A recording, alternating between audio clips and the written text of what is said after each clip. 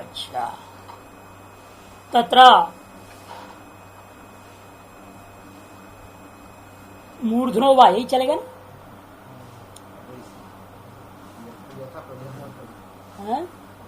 यथा प्रधानान्वचिक्यासा इयम न तो क्रमेण सार्थ गमनम यह विवक्षितम, ये हो गया था, यहां तक हुआ।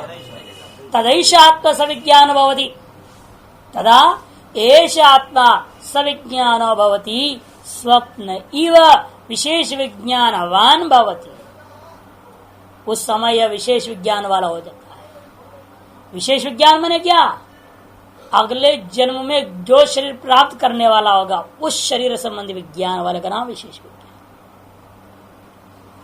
कर्मवशात न स्वतंत्र, ये नहीं कि आप स्वतंत्र है अपने मर्जी से, उसे ब्रह्म का हम विशेष विज्ञान कर लेंगे और मुक्त हो जाएंगे, ऐसा सोचने से नहीं चलेगा। उसके लिए यदि कर्म किए होंगे तो जरूर वो याद आएगा। करतो स्मर कृतगं स्मर, करतो स्मर कृतगं स्मर का कर्म के वजह से आप विज्ञान उत्पन्न करने में कोई स्वतंत्र नहीं है। कर्मवशात न स्वतंत्र है।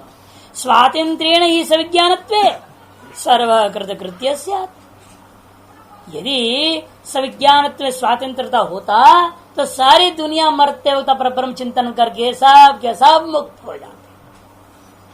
सर्वकृत कृत्य स्यात् नहीं वदुत लभ्यते, अर्थात लेकिन वो लाभ होता नहीं। नहीं वो तो तत्मने कृतकृत्यत्व नहीं लभ्यते, बल्कि जन्म के चक्कर में भटक रहा है। ये सभी का अनुभव सिद्धि है, दुखी है। इसे ज्ञापन होता है कि निश्चित रूपेण वह वहां पर उस ब्रह्म विज्ञान वाला नहीं था, किंतु अन्य विशेष विज्ञान वाला था। अन्य कौन सा? भाव शरीर संबंधी विशेष विज्ञान वाला तो सिद्ध होता है। अतएव आह, इसलिए तो भगवान ने उपदेश देते हुए कहा भी है, यम यम वापि स्मरन् भावम त्यजत्यन्ते कलेवरम तम तमेवैति कौन्तेय सदा तद्भाव भावितः इति। वेद व्यास जी गीता जी में लिखते हैं, इसलिए यम यम वापि स्मरन् भावम, जिस जिस भाव को स्मरण करता हुआ अंते कलेवरम त्यजति, मरण काल में इस कलेवर को त्यागते हो, तम तम एव एति ऐति हे कौन्तेय, उसी शरीर को प्राप्त अवश्य कर लेता है। क्यों? सदा तद्भाव भावितः कर दिया, क्योंकि सदा ही तारस भाव से भावित हुआ करता है, तारस वासनाओं से आविष्ट हुआ करता है। इसलिए उस समय वही चीज को स्मृति में आएगा, उसे वो ग्रहण करेगा। कर्मणातुद्भाव्यमानेन अंतःकरण वृत्ति विशेष आश्रित वासनात्मक विशेष विज्ञानेन सर्वोलोक एतस्मिन् काले सविज्ञानो भवति। कर्मणात उद्भाव्यमानेन, कर्म के द्वारा क्या होता है? आपका अंतःकरण को प्रेरणा मिलती है और आगे चिंतन करने का। कर्मणा उद्भाव्यमानेन अंतःकरण वृत्ति विशेष आश्रित वासना, अंतःकरण में वृत्ति विशेष में आश्रित जो वासनात्मक विशेष विज्ञान के द्वारा, उद्भाव्यमानेन विशेष विज्ञानेन सर्वोलोक समस्त जीव एतस्मिन् काले उस मरण काल में सविज्ञानवान रहता है। सविज्ञानम एव च गंतव्यम अनुभव करामति अनुगच्छति, विशेष विज्ञान उद्भासितम एव इत्यर्थ। सविज्ञान वाला ही होने के कारण से वह उस गंतव्य की ओर अनुक्रमण करता है, चला जाता है, जो विशेष विज्ञान के द्वारा उद्भासित था। तस्मात् तत्काले, यदि आप उस मरण काल में स्वतंत्रता चाहते हैं, मैं जो चाहूं वो चिंतन करूं, ऐसी स्वतंत्रता आप चाहते हैं, तो करना क्या पड़ेगा? यदि भी आम कथा तो यह है, कोई भी जीव स्वतंत्र नहीं है। कर्मवशात वासना उद्भावित द्वारा जो विशेष विज्ञान उद्भावित होता अगले जन्म के शरीर के बारे में। लेकिन यदि कोई व्यक्ति उस मरण काल में चिंतनगत स्वतंत्रता अपेक्षा रखता है, तो योग धर्मानुसेवनम परिसंख्यान अभ्यासश्च विशिष्ट पुण्योपचयश्च श्रद्धानि परलोकार्थ भी अप्रमत्त कर्तव्य। अप्रमत्त होकर करना पड़ेगा, योग के धर्मों का अनुष्ठान करनी पड़ेगी। योग हो गया योग चित्तवृत्ति निरोधा। उसके धर्म क्या है? यम नियम आसन प्राणायाम प्रत्याहार धारणा ध्यान समाधि, इनका निरंतर अभ्यास करना पड़ेगा। परिसंख्यान अभ्यास परित्याग संख्यान किया गया है जो योगानुष्ठान विविध शास्त्रों में योग के अनुष्ठान की विभिन्न प्रक्रिया बताई गई है। कोई क्रिया योग है, लय योग है, अनेक प्रकार के योग होते, कुंडलिनी योग है कि नहीं, राज योग है, अनेक प्रकार के योग है। जो कौन किसकी योग है कैसा है उसको समझ बूझ करके उसका निरंतर अभ्यास करते रहना चाहिए। विशिष्ट पुण्योपचयश्च, और विशिष्ट पुण्य को भी संग्रह करना पड़ेगा। केवल योगानुष्ठान करने से भी नहीं चलेगा। ये तो हुआ केवल योग धर्मों का पालन करके योगानुष्ठान करने मात्र से चलता नहीं है, विशिष्ट पुण्य को भी हासिल करना पड़ेगा। विशिष्ट पुण्य कहां से आएगा? उपासना से। उपासनाओं के द्वारा विशिष्ट पुण्य जब प्राप्त कर लेता है तो श्रद्धान ही परलोकार्थ भी, श्रद्धा रखने वाले परलोक में या ब्रह्मलोक भी हो सकती है या ब्रह्मरूपी लोक भी हो सकता है। ब्रह्म एवं लोक ब्रह्मलोक का परलोक, पर एवं लोक या परस्य लोको वा इति परलोक। इतना मेहनत करने वाला मान लो परलोक को तत्रूपी लोक को प्राप्त नहीं कर पाएगा, यहां मरण काल में उसको स्वरूपानुभूति न भी हो पाए तो ब्रह्मलोक तो निश्चित पहुंच जाएगा। वहां से जाकर के वो ब्रह्मा जी के साथ मुक्त हो ही जाएगा। इसलिए कहते हैं परलोकार्थ भी श्रद्धान ही अप्रमत्त संकर्तव्य, प्रमाद रहित होकर के उनको ये सब करना पड़ेगा, तब वहां स्वतंत्रता होगी। उस स्वतंत्रता का इस्तेमाल करता हुआ मरण काल में वे ब्रह्म चिंतन कर सकेंगे। सर्वशास्त्राणाम यत्त तो विधेय अर्थ दुश्चरितात्व परमणम, और सकल शास्त्रों का एक ही विधेय अर्थ मुख्य रूप में लक्षित है। सकल शास्त्रकारों ने एक बात जरूर कहते हैं, क्या? दुश्चरितात्व परमणम यत्न कर्तव्य, अपने दुश्चरित्र से उपराम बड़ी प्रयत्न पूर्वक करनी चाहिए। कि समस्या चरित्र का है, जैसे चरित्र गया तो सब कुछ गया। इसलिए कहा money is last, nothing is last. If health is last, something is last. If character is last, everything is last. इसलिए कहा, अंग्रेज भी मानते इस बात को, अंग्रेजी में बोला है इस बात का। आज भी संस्कार तो यहीं से मिलना है ना, चाहे जहां भी पैदा हो, सब भी तो पहले हिंदू ही रहे। वो तो यवन को बाहर कर दिया गया था, वो जाके उधर देश बसा दिया, अमेरिका वगैरह, वो सब हिंदू ही हैं, हमारी हयाती के संतान है वो सब। तो अमेरिका में है, इजराइल इंग्लैंड वगैरह में है, वो सब ययाति के संतान। तो यवन जिसको बहिष्कृत कर दिया ना, ययाति ने निकाल दिया देश से बाहर। उस समय का भारत यहां से लेकर तुर्की तक था, जो आज की तुर्की बोलते तुर्की, वहां तक था पूरा पूरा। ये अरब देश वगैरह सब इसी में था, और उससे बाहर फेंक दिया उसको यूनान कहते, आज युगांडा कहते, आज उसका नाम युगांडा है। वहां उसको रखा यवन को देश से बाहर, और उसने फिर अपना वहां जमाया, वहां जब पकड़ा संतान पैदा की, कुछ और बनाया, इस तरह कुछ यहां से भी पीछे गए होंगे उसके समर्थक, उसके मित्रगण, प्रेमीगण सब गए, उस तरह से बस गया, और वही फैलते गया आगे। इधर आना तो बंद था, उधर ही उधर फैले, वो अमेरिका तक चले गए। वो सब इसलिए अपने ही हिंदू हैं, लेकिन अब क्या करें, काल क्रमेण काले न महता ही है योगो नष्ट परंत, क्या करें, सब भूल गए अपनी चीज को, अपनों को भूल गए। अपने को जब भूल गए तो अपनों को और अपनी चीज को तो भूलना ही है। इसलिए कहते कि देखो शास्त्राणाम यत् तो विधेय अर्थ किमस्ति दुश्चरिता परमाणम नहीं तत्काले शक्य तो किंचित संपादित, क्योंकि उस काल में आप सोचो मैं कोई पुण्य कर्म कर डालूंगा तो कोई कर नहीं सकता। मरणावसन्न काल में, मुमूर्षु काल में कोई कुछ भी करने में समर्थ नहीं होता। कर्मणा नियमान से स्वातंत्र्य अभावात, कर्म के द्वारा जबरदस्ती ले जाया जा रहा है वो, अतः उस समय में उसकी स्वतंत्रता नहीं रहती है। इसी बात को पूर्व में कहा है, पुण्यो वै पुण्येन कर्मणा भवते पाप पापेन इत्युक्तम्। एतस्य अनर्थ से उपशमोपाय विधानाय सर्वशाखोपनिषद प्रवृत्ताः। एतार्श संसार रूपी अनर्थ जो है, जन्म मरण चक्र रूपा जो अनर्थ है, इसी को उपशम के उपाय का विधान करने के लिए सकल शाखाओं में उपनिषदों का जो है प्रवृत्ति हुई है। नहीं तद्विहितोपाय अनुसेवनम मुक्त्वा आत्यंतिको अस्य अनर्थस्य उपशमोपाय वस्ति। इसलिए इन उपनिषदों में विहित जो उपाय है उसका सेवन किए बिना, अनुसेवनम मुक्त्वा, इसे छोड़कर अस्य अनर्थस्य उपशम आत्यंतिक उपशमोपायो नहीं अस्ति।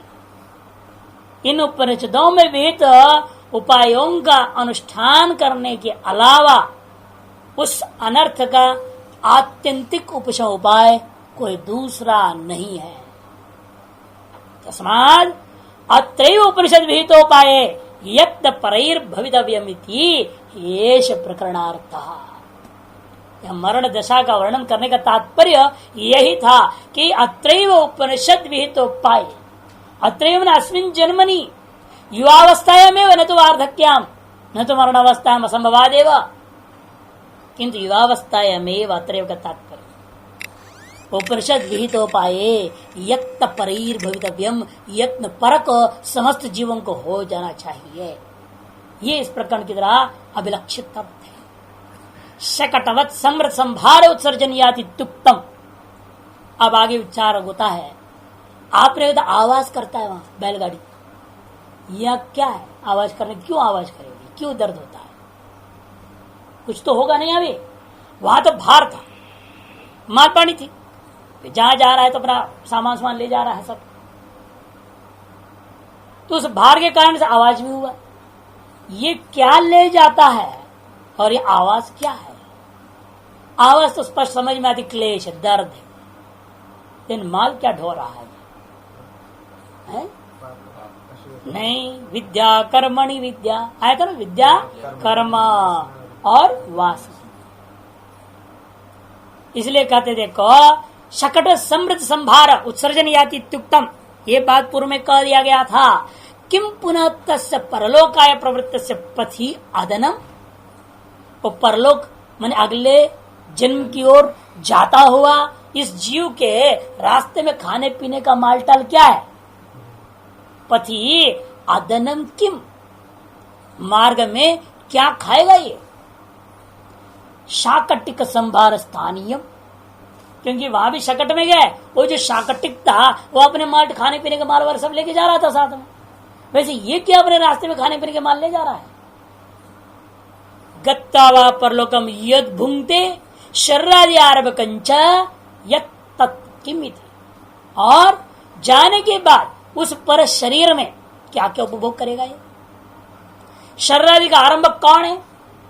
ये सारे प्रश्नों के जवाब देने के लिए इस मंत्र के शेष भाग आ रहा है। उच्च है परलोक तम परलोकाय गच्छन्तम आत्मानं विद्या कर्मणि, विद्या च कर्मणि, उस परलोक अर्थात पर शरीर के लिए अगला जन्म प्राप्त करने के लिए जाता हुआ इस जीवात्मा के पास ये भोजन पानी था। क्या है? विद्या और कर्मो। विद्या कर्मणि वासना च, वहां पर ही था विद्या कर्मणि वासना। पहले यहाँ दो को ले रहे हैं, फिर वासना को बाद में लेंगे। विद्या कर्मणि, विद्या च, विद्या से क्या लेना? विद्या कौन सी विद्या इसको साथ देता है? कहते हैं विद्या च कर्मचित विद्या कर्मणि, ये तो समास बता दिया पहले। विद्या सर्व प्रकारा विहिता प्रतिषिद्धा अविहिता अप्रसिद्धा, केवल उपासना नहीं लेना यहाँ, क्योंकि जीव साधारण को ले रहे हैं। यहाँ पर हम साधारण जीव एक जन्म से दूसरे जन्म को जा रहा है, इसलिए विद्या से सारी चीजें ली जाएगी। सर्व प्रकारा, चाहे विहित कर रहा हो, चाहे प्रतिष्ठित कर रहा हो, चाहे अविहित हो, चाहे अप्रतिष्ठित हो, सारे प्रकार की विहिता विद्या क्या हो सकती है? ध्यानात्मिका। प्रतिष्ठित विद्या क्या है? नग्न स्त्री दर्शनादि रूपा। अविहित विद्या क्या है? घटादि विषय विज्ञान। अप्रतिषिद्ध विद्या क्या है? पथि में पतित तृणादि विषया। अप्रसिद्धा पति पतित तृणादि विषया, जो पथ मार्ग में आप चल रहे हैं, उधर घास आदि सूखा घास गिरा पड़ा है, पत्ते पत्ते गिर पड़े, उधर आपका पैर पड़ गया तो क्या होगा? उसे पाप नहीं होने वाला, अप्रतिषिद्ध है। उस पर पैर डालना नहीं चाहिए, ऐसे कहीं प्रचलित है क्या? रास्ते पर पड़े हुए सूखे पत्ते आदि पर पैर डालने पर अमुक पाप होता है, इसलिए पैर नहीं डालना चाहिए, ऐसा कहीं प्रतिषेध नहीं है। अप्रतिषिद्ध कर्म है, वो भी आपने किया है, उसका भी फल भोगना है, लेकिन वो पाप तो नहीं देगा, पुण्य भी नहीं देगा, उदासीन कर्म उसको कहते हैं। अप्रतिषिद्ध जो आपने किया वो उदासीन कर्म, अविहित भी आपने जो किया वो भी उदासीन ही है। अप्रतिषिद्ध भी उदासीन है, अविहित भी उदासीन होता है। विहित पुण्य देता है, प्रचित पाप देता है। अविहित और प्रचित हमेशा आपको वह ज्ञान या वह कर्म हो वह उपेक्षा करके रखता रहता है, उदासीन भाव में रहता है। वह नतीजा क्या होगा? ये उदासीन कर्मों का ही फल है कि आप जो है अनेकों बार जीवन में उदासीन भाव में पहुंच जाते हैं। क्या करना, पढ़ लिख कर छोड़ो, बहुत देख लिया, वो पढ़ के क्या हुआ, उसका क्या हुआ, वो भी तो राग द्वेष पड़ा है, इसको देखो धंधे में लगा हुआ है। ऐसे से मन में विचार आएगा और पढ़ाई छोड़कर बैठ जाते, फिर महीने भर के बाद दिमाग में आती है तो वो जो जैसे भी करते रहे करने, तो हम क्यों छोड़े, हम भी ऐसे जरूर होंगे क्या, ये कोई जरूरी क्या मैं भी ऐसे हो जाऊं, अरे मैं पढ़ के सही रहूंगा, चलो फिर जोश आती है, फिर पढ़ने वाला जुड़ जाता है। ये चक्कर क्यों हुआ? बीच में वो एक महीना उदासीनता क्यों आई? ये उदासीन कर्मों का फल था। उदासीनता आ जाती है, न प्रवृत्ति न निवृत्ति पीछे लटका रहता है। तो इसी तरह से ये सब, इसीलिए कर्म भी घटा रहे थे विचारो तथा कर्म भीतम प्रसिद्धम अवीतम अप्रतिषिद्धं च समन्वार भेदे। कर्म में भी चार प्रकार है। कर्म विहित कर्म क्या? याग आदि। प्रसिद्ध कर्म ब्रह्म हत्या आदि। अविहित कर्म घूमना फिरना, माता के पास गया आया, इधर उधर गया, भाई बहन के पास गांव में चला गया आया, खेला कूदा, ये सब क्या है? गमन आदि। ये अविहित कर्म। और अप्रतिषिद्ध कर्म कौन सा है? नेत्र पक्ष विक्षेप आदि। यहाँ के पलक गिर रहे हैं, ये न विहित है, न प्रतिषिद्ध है, न अविहित है, स्वाभाविक है, उसको अप्रसिद्ध कर्म में रख। इस तरह के कर्मों को ले रहे हैं। तो ये सारी चीजें सम्यक अन्वार भेदे।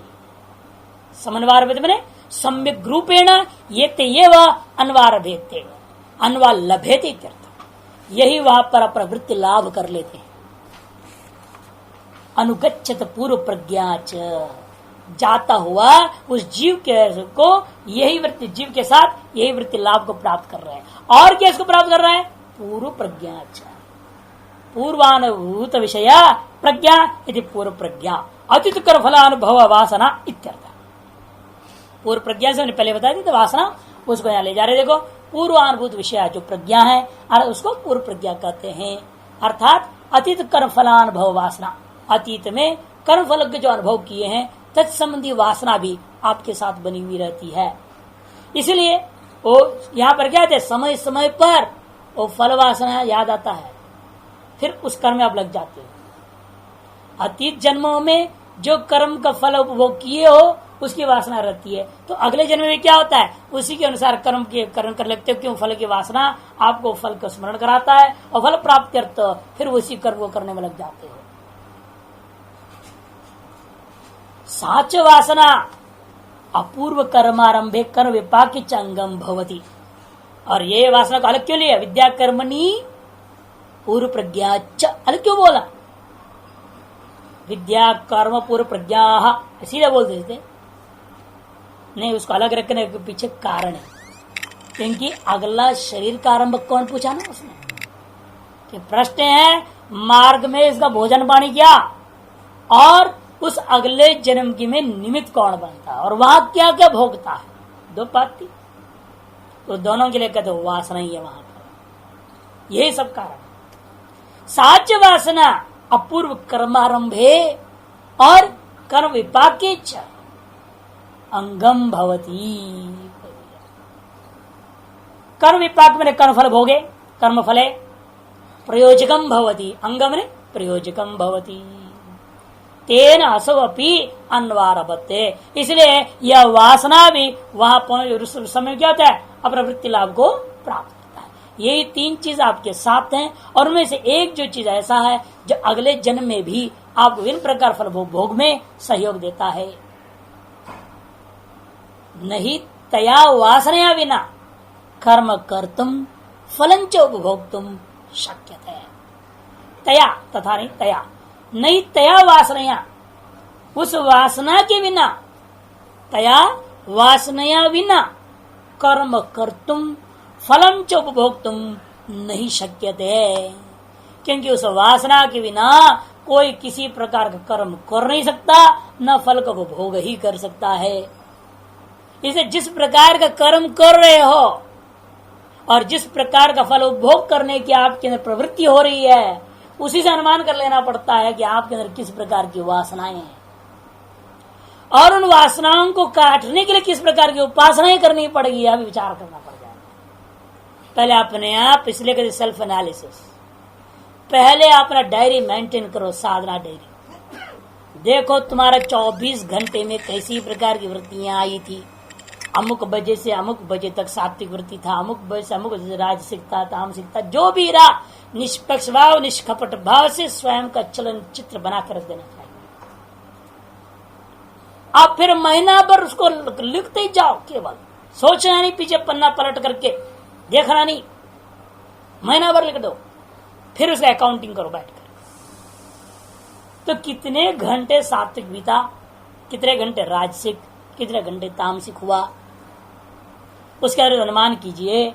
आपके अंदर रजोगुण ज्यादा है या तमोगुण ज्यादा है या सत्वगुण ज्यादा है, किस प्रकार की वृत्तियां हुई थी, उसके आधार पर निर्णय लेना होगा। जब ये निर्णय होता है तब साधना निर्णय होगा, तब निर्णय होगा आपकी साधना क्या होगी। योग में कौन सा योग अपनाना है, आसनों में कौन सी आसनों को अपनानी, प्राणायाम में कौन से प्राणायाम अपनाना पड़ेगा, उपासना में, यहाँ उपनिषद उपासना में किन उपासनाओं को करना होगा। यानी कि जो अच्छा लग गया वो करने लग गए, ऐसा नहीं होता। ये मन बहुत खतरनाक है। अभी किसी चीज को अच्छा बोलेगा, कुछ दिनों के बाद दूसरे को अच्छा बोल देगा, क्या कर लोगे। साले जिंदगी में कोई साधना नहीं होने देता। ये मन के अनुसार चलो, जिंदगी में कोई साधना नहीं होगी। इसे हम पे कहा गुरु को बनाओ, गुरु ने जो बताया तो करते, जब आंख बंद कर। और क्या कर सकते हैं कि अपना समझ में नहीं आ रहा है वासनाओं के बारे में, न हम अपने आप तय कर पा रहे हैं, अगला गुरु को भी समझ में आवे नहीं आवे, जो बता दे उसे श्रद्धा करेंगे तो जरूर फल मिलेगा। इस दृढ़ विश्वास के साथ व्यक्ति चलता है तो जिंदगी में कहीं ना कहीं पहुंच पाता है। और जो ऐसा नहीं करते हैं, न गुरु का दिया हुआ साधना कर रहे हैं, न गुरु को मानते ही हैं, कहीं तो गुरु ही नहीं है, मनमुखी है, और स्वयं का अध्ययन भी नहीं कर रहे, मेरे अंदर हो क्या रहा है, मुझे करना क्या चाहिए, विवेक नाम का चीज नहीं। और वो व्यक्ति साधु बन के करेगा क्या। साधु बनना आसान है, लेकिन साधना करना बड़ा कठिन है। साधु बनने का तात्पर्य वेश पहनने से तात्पर्य, साधु बन गए फिर तो काम में खत्म हो गया। इसलिए असली साधु की बात नहीं हो रही। वेश पहनना बहुत आसान है, लेकिन वेश पहनकर साधना करके असली साधु बन जाना ये बड़ा कठिन काम है। इसलिए यहाँ पर कहते हैं ये जो वासना है ना, इसके बिना न आप कोई कर्म कर सकते हो, न कोई फल उपभोग कर सकते हो। नहीं अनभ्यस्त विषय कौशलम इंद्रियाणाम भवति। जो अनभ्यस्त विषय है उसमें इंद्रियां कभी कुशल हो नहीं सकती। आपकी इंद्रियां जिस विषय में कुशल हो रहे हैं, इसका समझ लो अनेकों जन्मों से आपने वही कर्म करते आए हुए, इसलिए उसमें कुशलता है।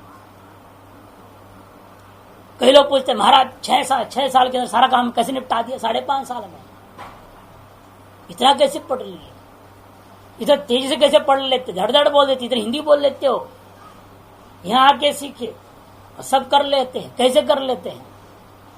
हम यही कहते हैं अनेकों जन्मों से यहीं पैदा हुआ था ना, तेरे को मालूम नहीं है? अब हो रही होगी कोई वासना, वहां हो गया आपकी बार जन्म कहीं दक्षिण में, तो कौन सा बड़ा बात है, लेकिन आया तो वहीं लौट करके यही होगी। मन में हो सकता यहाँ से भ्रष्टाचार हो रहा था, इसलिए पवित्र को जन्म लेने के लिए भगवान ने वहां भेज दिया होगा, लेकिन आना पड़ा साधने के लिए वापस यहीं पे। कि यहाँ ही किया हुआ हिमालय छोड़ा हुआ है नहीं ना अनेक जन्मों से, इसलिए घूम फिर के वही हिमालय में पहुंचेगा वो। तो वासना है ना, कहाँ जाएगा वो? क्योंकि वो जो अनभ्यस्त विषय में कौशलम इंद्रियाणाम नहीं भवती, इंद्रियों की कुशलता कदापि नहीं हो सकता है। पूर्वानुवासना प्रवृत्ता नाम तो इंद्रियाणाम ये अभ्यास अंतरेण कौशलम उपपद्यते।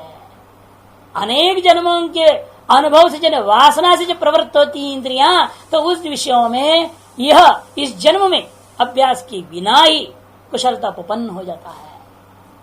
दृश्यते केशांचित काचित क्रियासो चित्र कर्मादि लक्षणासो विनैव अभ्यास जन्मते एव कौशलम काचित अत्यंत सौकर्युक्तासु अपि अकौशलम केशांचित। कुछ लोगों में देखने को मिलता है कोई उनके पास व्यवस्था नहीं है, बेचारे गरीब हैं, कुछ भी उनके पास नहीं है, और ऐसी कला है कि बस पूछिए मत। दक्षिण वारा में भी देखा हमने, सड़क पर वहां लंगड़ा पंगड़ा कुछ नहीं है, हाथ भी नहीं ठीक से, कटा हुआ अंगली पुंगली सब, और वो यूं पकड़ के इसी चाक पे इसमें पकड़ता है और भगवान की चित्र सड़क पे बना देता है। बहुत बढ़िया, जो देखता है तो वही भक्ति भाव जग जाए उसके, ऐसा दिव्य झांकियां बना देता है। क्या कला है उसके पास, कौन दिया, कौन सिखाया? कोई साधन नहीं, मुश्किल से इधर से चाक पे इकट्ठा करता है। हम लोगों को कहते थे कि वहां पर था स्कूल के पास कलाकारों कहता था जितने टुकड़े चाक पे से ना रंग बिरंग सब लिया, टमाटर फेंक देते ना वो इकट्ठा करके लाओ बोलता था। और हम लोग कहते वो क्यों मांगता है भाई, सीधे बड़े ही मांग लो, हम बड़ा ही दे देंगे। कहते हमको क्या मालूम आपके जेब में कुछ है, हम दूसरे स्कूल के बच्चे कुछ नहीं, इसलिए हमने कह दिया। मैंने कहा कोई बात नहीं, वो भी ला देंगे, तुम्हारी इच्छा पूरी कर देंगे, और नहीं भी अच्छी भी ला देंगे, ले आके देते। बहुत बढ़िया बनाता था, लोग जाते रास्ते देख करके पैसा फेंकते थे, बड़ा प्रणाम करते थे, कोई धूप बत्ती भी कर देता था, बड़ा कमाल। और वही लखपति का बच्चा है, सब आर्ट के मटेरियल उसके पास है, और बस वो क्या होता है तो टेढ़ा मेढ़ा ही होता है, सही आता नहीं है। जितना बना को अपनी शकल नहीं बना पाता वो, दूसरी की क्या बनाएगा? तो क्यों ऐसे? वही बता रहे, केशांचित कासुचित क्रियासु चित्र कर्म आदि लक्षणासु, कुछ कुछ क्रियाओं में जैसे चित्र कर्म मतलब चित्र आलंकन बनाना इत्यादि, उनमें विनय अभ्यासी न, इस जन्म में अभ्यास किए बिना ही जन्मत एव कौशल, जन्मत ही उनमें कुशलता दिखी जाती है। और केशांचित काशित अत्यंत सौकर्य युक्ता स्वप्न, अत्यंत सौकर्य युक्त है वो, सर्व साधन संपन्न है वो, फिर भी अकौशलम केशांचित, फिर भी कुछ लोगों में देखा जाता है उनको ट्रेनिंग दिया गया है, बड़े बड़े जो है वो ट्यूशन मास्टर को लगा दिया जाता है, फिर भी खोपड़ी विकसित नहीं होती है। कोशिश कर लो उसको तैयार करने को, गोबर गणेश ही रह जाता है। क्या कर, ये क्यों हुआ? इसका कारण बता रहे हैं, वासना। अनेक जन्मों में कृत कर्म फल भोग की वासना है जो, उसके कारण जैसा कर्म करते आए हुए, जिन कर्मों का अभ्यास है उसी में इंद्रियां जाएंगी। जितना भी मना करो वो छिप छिप के जाकर कंचे खेलेगा, क्या करेगा? उसकी वासना ऐसी बनी ना अनेक जन्मों से, तो समझ में नहीं आएगा हम क्या करने जा रहे हैं, क्यों समय इस तरह से बर्बाद कर रहे हैं, कुछ नहीं विवेक है। इसलिए तथा विषयोपभोगेश, जैसा कर्म में है वैसे विषयोपभोग में भी समझना। स्वभावत एव केशांचित कौशला कौशल दृश्यते, स्वभावत ही किसमें कुशलता है किसमें अकुशलता देखी जाती है। खाने पीने में कोई कोई स्वभाव होता है बढ़िया, जो भी है रूखा सूखा जो भी है उसको बढ़िया ढंग से सजा करके प्रेम से खाते, और बड़े बड़े घर के लोग खाते इधर गिरा रहा है इधर फेंक रहा है, सब गंदा संस्कार ही। जहां रहते हैं वहां भी साफ नहीं रखेंगे, संस्कार में क्या करोगे? अनेक जन्म से अभ्यास है ना उस तरह की शुद्धि का, न अंतर शुद्धि न बहिशुद्धि का विचार ही नहीं।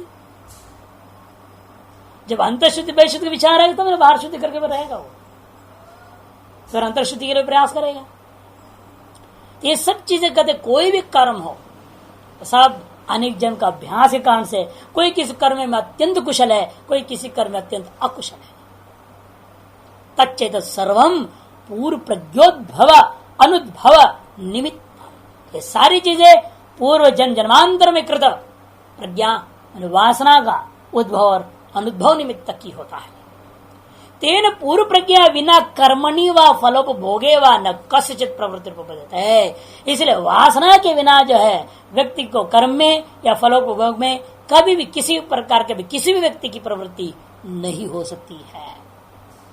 इसलिए मानना पड़ता है सब पर दया। इससे पढ़ने के बाद का दया करनी पड़ती सब पे। क्या करें, उसकी अपनी वासना ऐसी है।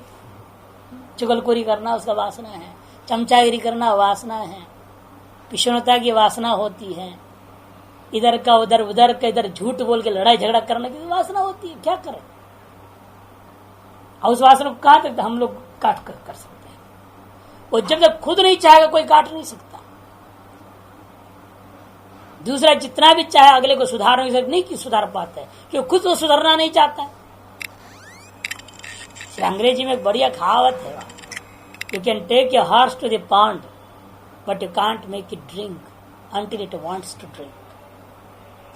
आप एक घोड़े को तालाब के पास ले जा सकते हो, डुबा दो उसको, गर्दन पकड़ दो, वही नहीं पीना चाहेगा ना, लात मारेगा, उछल के भागेगा। और जब पीना चाहेगा तो बोलने की जरूरत नहीं, आराम से पिएगा।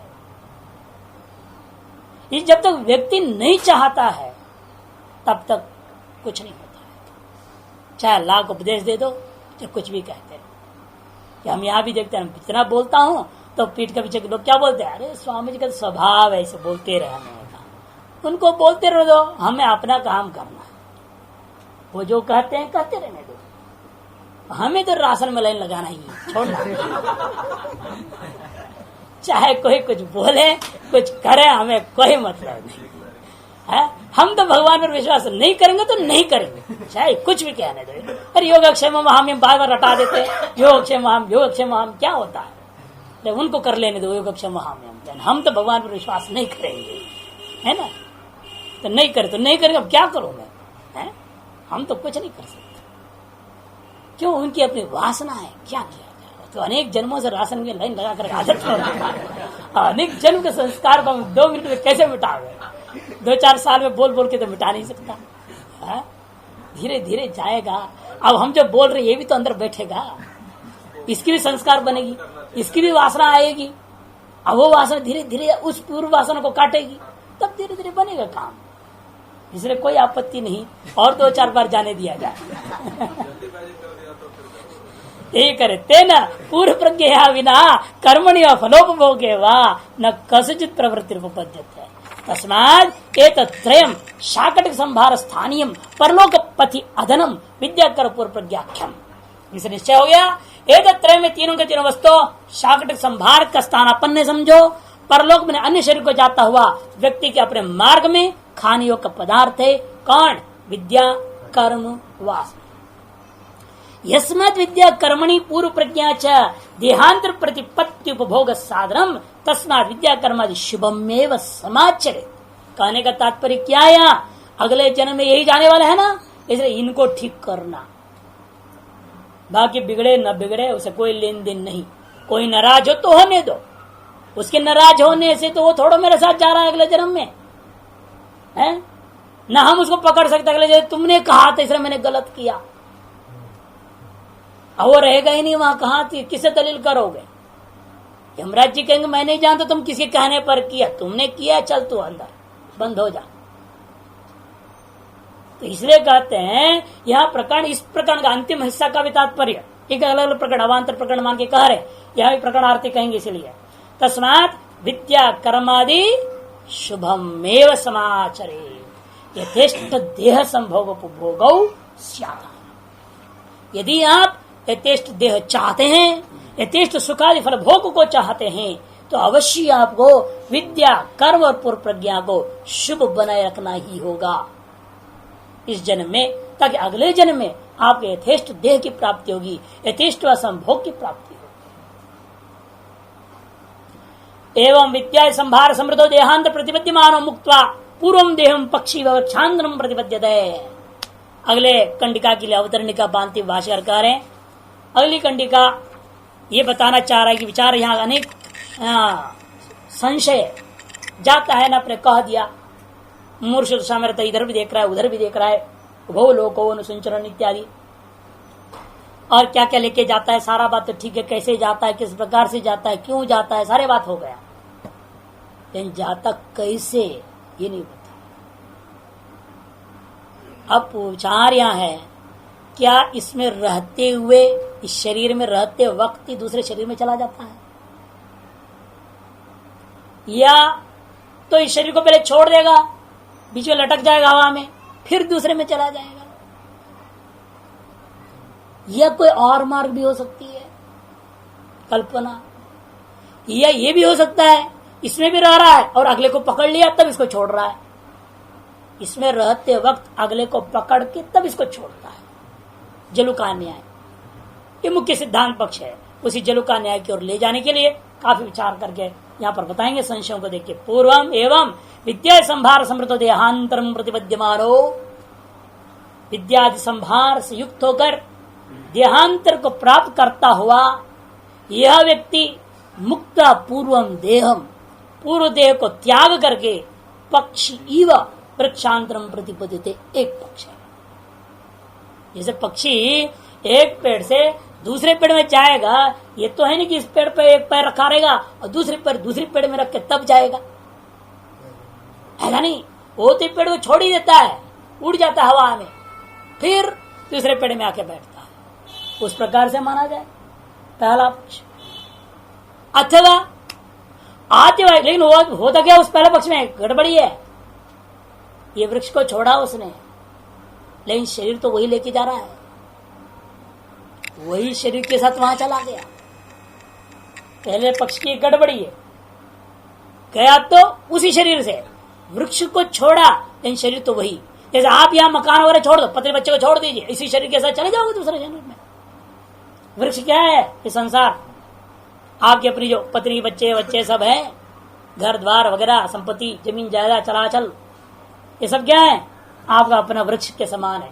इस पर आप बैठे हो, इसी का अभिमान करके बैठे हुए हो इस शरीर के साथ। अब वृक्ष को छोड़ने का मतलब क्या हुआ? इन सबको अपने छोड़ा और इस शरीर के साथ चले गए, जैसे पक्षी सशरीर चला जाता है। लेकिन पहले पक्ष में ये गड़बड़ी इष्ट नहीं है, और सशरीर चले जाना इष्ट नहीं है। तो दूसरा पक्ष है आतिवाहिके न व शारीरांतरेण कर्मफल जन्म देश नियत है। अथवा ये शरीर भी यहां छोड़ दिया, मर गया, ये शरीर भी खत्म, स्थूल शरीर भी, और बीच में एक दूसरी शरीर बना लेता है जिसका नाम आतिवाहिक शरीर है। नहीं, उस शरीर से एक नया शरीर बनता है, जब भूत योनि प्रेत योनि जैसे होती है ना, योनि विशेष है, उसको आतिवाहिक शरीर बोलते हैं। जो एक जैसे दूसरे ट्रांसफर करने के लिए, जैसे ट्रॉलियां नहीं होती रेलवे स्टेशन में, बस स्टैंड में, सब वो क्या है? वो ट्रॉली है, वो आतिवाहिक शरीर है। वो एक शरीर को यहाँ से निकाले, इसमें डालो, यहाँ से उधर फेंक देते हो, वो तो वहीं रह गया बीच में। वो ट्रॉली जैसे काम करते हैं, आतिवाहिक शरीर होते हैं। अब यहाँ से निकले ये सुख शरीर उस आतिवाहिक शरीर में चला जाएगा, फिर यहाँ से ट्रॉली चला नेक्स्ट जहां पॉइंट तक, और वहां फिर आतिवाहिक शरीर से निकल के उधर डिब्बे में चला गया, उसी और उस शरीर में चला जाएगा। उसका नाम एक विशेष चीज है, आतिवाहिक शरीर नाम से पुकारते हैं, जिस पर अधिष्ठित होकर सुख शरीर यहां से वहां चला जाता है। तो वो आतिवाहिक शरीर वो क्यों क्या है? वो शरीरांतर से लगा रहे, अपना सुख शरीर नहीं है वो शरीरांतर दूसरी चीज है, माल से भिन्न ट्रॉली के समान है वो। तो उसके द्वारा कर्मफल जन्म, कर्मफल का अनुसार जिस शरीर को जहां प्राप्त करना है उस जन्म देश को वो नियते ले जाया जाता है।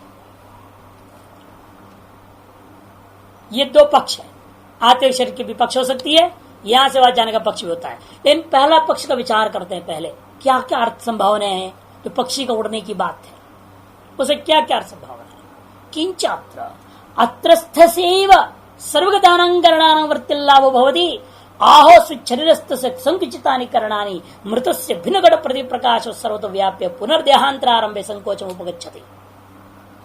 विचार होता है कि भाई अत्रस्थस्यैव, आप यही है, आप कहां है? इसी स्थूल शरीर में पड़े हुए हैं। लेकिन इंद्रियां क्या हो गई? सर्वगत हो गई, इंद्रियां शरीर में नहीं रह गई। इसलिए ये शरीर न सुनता है, बोला था ना पहले, न सुनता है, न देखता है, न कुछ करता है, इसका मतलब क्या है? आप यहाँ हैं लेकिन न सुन रहे न देख रहे, कुछ नहीं कर रहे। इसका मतलब ये इंद्रियां सर्वव्यापक हो गई, भूतों में लीन हो गई। देवता तो चले गए, देवता तो गए ही। इधर कहते भूत भौतिक जो करण है ये सब तो क्या है? आकाश आदि का कार्य है, सत्वगुण का कार्य, रजगुण का कार्य, तो बताया ना इंद्रियों को समुदित होकर कार्य होते हैं, अलग अलग प्रति का कार्य होते हैं। वो कार्य थे ना, वो भी अपने कारण में लाइन हो गए। केवल आप यहाँ पर रह गए हैं। इंद्रियों का अनुग्रह करने वाले देवता भी चले गए और अपना उनका अंशी में लीन हो गया। और जब कर्ण जो बने थे भूतों से, वे कर्ण भी अपने भूतों में लीन हो गए। इस कहते सर्वगतानां करणानां, कर्ण क्या हो गया? सर्वगत हो गया है। उनका वृत्ति लाभो भवति, उन इंद्रियों के वृत्ति लाभ उस अगले शरीर में हो जाएगा। इसी का नाम पुनर्जन्म है। आहोस्वित अथवा नीचे वो अलग अलग मत है। देवता ये न विशिष्टम जीवम परलोकम नयति तद आतिवाहिक शरणांतरम तेन इतिहास। देखो आतिवाहिक आपका जवाब दे रहे हैं। ये न शरीरेण विशिष्टम जीवम देवता परलोकम नयति तद आतिवाहिकम शरीरांतरम। देखो आ गया ना, जीव अलग है। जिस शरीर में के द्वारा या शरीर से विशिष्ट होकर आप जीव रहोगे और देवता आपको यहां से दूसरी जगह ले जाता है। जैसे ना कुली ले जाता है ना ट्रॉली पे डाल करके, इसे दृष्टांत तो बनता है। देवता ले जा रहा है जैसे कुली ले जाता है, और ट्रॉली में माल डाल दिया उसने।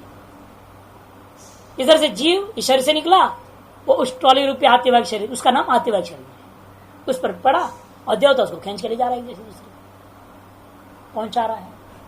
एक तो पक्ष वो थी शरणांतरम तेन इतिहास, सांख्य मत किंच से सांख्य मत को बता रहे हैं। वो मानते हैं कि भाई कर्म फलानुसार सब जगह चला गया है, सर्वव्यापक हो गया, फिर वो वृत्ति लाभ प्राप्त होता है। विचारों फिर विस्तार से कल देखते हैं।